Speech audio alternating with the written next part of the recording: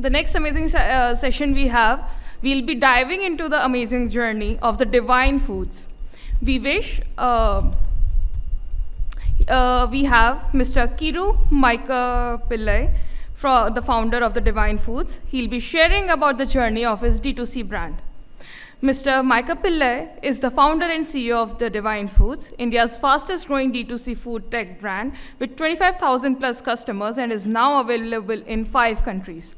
The Divine Foods is the first 100 DtoC challenger brands that have potential to revolutionize India's DtoC space. Let's hear it from Mr. Kiru. Let's have a huge round of applause for him. So I'm Kiru Maikkapillai. I'm the founder of the Divine Foods. So the Divine Foods is a startup from Salem, Tamil Nadu. So I'm not sure how many people know about Salem. Salem is a small tier 2 city in Tamil Nadu, which is like 250-300 kilometers away from Chennai. So what we do in Divine Foods is we work with farmers, the farmer producing company or small micropreneurs, and we procure like a product from them, like a farming product from them, and we do a value add and we directly sell it to the customer. So that is where the DtoC things, what we do. So just to, before starting about the journey of the Divine Food, just to give a background about myself, I did my schooling and everything is from Salem. So after I'm studying there and after I'm graduating from Chennai, I went to US for my MBA. I did the MBA in University of Massachusetts, Boston. So I studied there and I was working there in US. So during the time, from my childhood, from my school days, I was very passionate about entrepreneurship. So when we were in the school, colleges, we'll be seeing the opposite stationery shop and we'll be calculating the revenue of the stationery shop. After graduating, we can open a stationery shop or something. And even after like a college, we'll be seeing the cafe shops and okay, after this we need to start a cafe shop or something. So starting from my school days, this entrepreneurship is like, I was always passionate towards entrepreneurship. So when I went to US is like kind of a game changer because after going there, I used to see like different brands and the different global brands emerging from small places in US. So when I used to visit like the Costco or Walmart or the Whole Foods there in US, I used to see like many small brands from a different country. For example, there will be a honey from New Zealand. So there is a honey called Mayuka honey, which you get only in New Zealand, which is getting popular in US. And this brand will be producing only one product called honey, that Mayuka honey. For example, if the normal honey, the price is like around like $8 to $10, this honey will be pricing around like $30 to $40. Similar way, the Japanese sauce or something. So each and every product from each and unique place will be there in US. So what I thought was, so we all know India is like famous for its traditional food and it's all its superfood, this turmeric, pepper and all these things. So why there is no specific Indian brands in a global stage? So I quit my job in US, then I came back to India to start this startup around 2019. So 2019 what happened was, so I was traveling around length and breadth of Tamil Nadu to find a unique product which is to create a global brand out of the product. So what we found was the Salem turmeric. So we all know like whether it is North India, South India, East, West, any part of the country, the turmeric is an integral part of all the foods. So even in case of general food, when you go back from like every 100 kilometers, the food habits changes in India and even the language, the culture and everything changes. But turmeric is a one common thing around whole country. So what we thought was creating a turmeric brand from Salem, because Salem turmeric has a unique characteristic called curcumin. So all we know like turmeric is good for health, it's antibiotic, anti-cancer and everything. It all depends on the curcumin level of the turmeric. So we created a turmeric brand from Salem. So the whole idea was to say this turmeric is from Salem and we started sending out the samples to different countries. And we started selling it in online, because when we go to the retail shops who are not happy with the product. The reason is there are huge masala companies who is monopolizing all the retail brands. So when I take one product as turmeric, these retail companies are not ready to take in the product. So what we did was we launched our website. So the product is on the website and we started sending out samples to different countries. So the first 3 months was like, it was very bad because everyone was like, why did you come back from US? Because the product was also not moving and it was not that great actually. So what happened was, it was started around 2019 end. 2020 is the COVID. So the COVID is like kind of blessings in disguise for us. So once the COVID came, people started looking for this value-added products or the turmeric, and all the New York Times and all this newspaper articles starting from Dinamalar here to all the news journals started writing about the value of turmeric.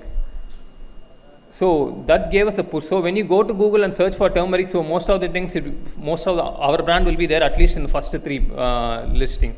So people came to the site, and that gave us a huge push. So this, in the startup journey, what I would like to say is the lesson which I learned. So rather than following the trend, if we follow our passion or what we are good at, sure something will happen. So during COVID, it's like it gave us a huge push, and at the same time the export market also opened for us, because before 3 months we used to send sample to different people, different country and everything. Even in Singapore and UK and US, we have a strong base, because these people were looking for the turmeric or a superfood from India during the COVID. So that gave us a huge market around globe and here initially. Then the second thing is, after we started the brand, we were presenting it to Tamil Nadu government, saying that so this is a kind of a startup. So Tamil Nadu startup ecosystem was also like thriving at the time, around like 2001 and 2002. We pitched it to the Tamil Nadu government, saying that so this is what we do. We take turmeric from Salem, and we create a value-added product. We export it and we sell it online. That is DtoC. So how it is creating impact is, when a farmer or any farmer producing company is doing it, the product is going to like a mandi or a warehouse. Then it goes to a distributor. Then it goes to a retailer. Then it goes to a customer. During this time, there is a pricing added to each place. At least 10% of margin is added in each part of the supply chain, and also that there is a time is also affecting the freshness or the quality of the product. So Tamil Nadu government like appreciated it, and they gave us a grant of 10 lakhs, and they asked us to scale up the thing. So what Tamil Nadu government suggested is, so you are doing this single thing from Salem, why can't you replicate the same model to a different region? For example, Karur is famous for its moringa. So Karur exports, there is a small village in Karur called Aravanguruchi. They export like tons and tons of moringa to different part of the world. So what we started doing is taking moringa from Karur, and we did the same. So we set up a kind of formula for this, like the kind of equation, set up the whole process. We replicated the same model in Karur, the same thing which we replicated in Thoothukudi with the palm sugar and this. And then we did the same thing for coconuts in Pollachi. So Tamil Nadu government was helping us through the whole process, because it's kind of creating a rural impact in different region, creating the product. Those time, what problem their farmers or the farmer producing company was doing is, they were producing the very good product, but they were not ready, or they need help to take it to the market. So that is what we did. So the second lesson which I personally learned is, apart from your personal thing or something, when you go next to like kind of when you create a social impact, either the government or any other non-profit organization or any other, like even for the third people, they will be coming to helping you out. That is the second most valuable lesson which I have learned. Then in the startup journey, so right now where we are is, I used to attend many events, the startup events around like Chennai. So one day I was attending an event in Chennai. So it's in the Hilton in Chennai, Gindi. So I was attending the event there, and after the event, I was waiting in the parking lot. I used to have all the products with me in my bag every time. So I gave the product to a celebrity there. So the celebrity was also waiting there in the parking lot. Then I gave the product to him. So he went back home, and I too forgot it, and he too forgot about what happened. So after 3 to 4 months, what he did was, he posted a story in Insta, saying that I tried this product, the product is very good. I'm not sure who is the founder or where is the product from, but I like the product. So that post went viral. So during that time, even in the single day, what happened was, the sales were almost like 5 to 7 times higher than the normal regular sale. So after that, I pinged him saying that, so this is what happened. After you posted the story, the sale is almost 5 to 7 times. Can I meet and thank you? So he said, okay. Then I went and met him. So we were discussing, and he said like, then I said, so this is what we are doing. We are creating this products, a DtoC brand called Divine Foods.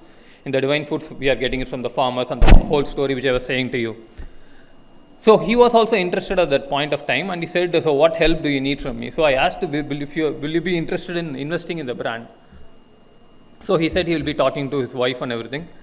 So and after 2 weeks, what happened was, I met them and they were on board. So that's none other than Vignesh Shivan and Nayantara. So they understood what we are trying to do, and at the same time they were also having a kids, like a twin kid at the time. So they thought, okay, this is like kind of creating the rural impact, and they were also in the meantime, the 2 weeks time, since it's a D2C brand, they ordered the products online and they tried it with them, they tried with the kids, and they tried it themselves, and they liked the product. So and they onboarded as an investor like recently. So that gave us a huge push. So the third lesson which I would personally say is, so always be ready, and if the product quality or if the product is a key differentiator, because in case of the D2C now, either it's a logistics partner, we have like many logistics partner like delivery or Shiprocket, etc. And in case of the website, you have many like WordPress, starting from WordPress, Shopify, all this Wix. You can make a website within a week or so. That's not a big deal. But the key differentiator here is the product. So if the product is good and the product quality is good, and if the pricing is perfect, it may huge changes. Thank you. What an amazing journey we have. The story was very nice, and we wish all the luck to the Divine Foods. So I would like to invite Ms. Sandeepan sir on the stage to felicitate Mr. Kiru.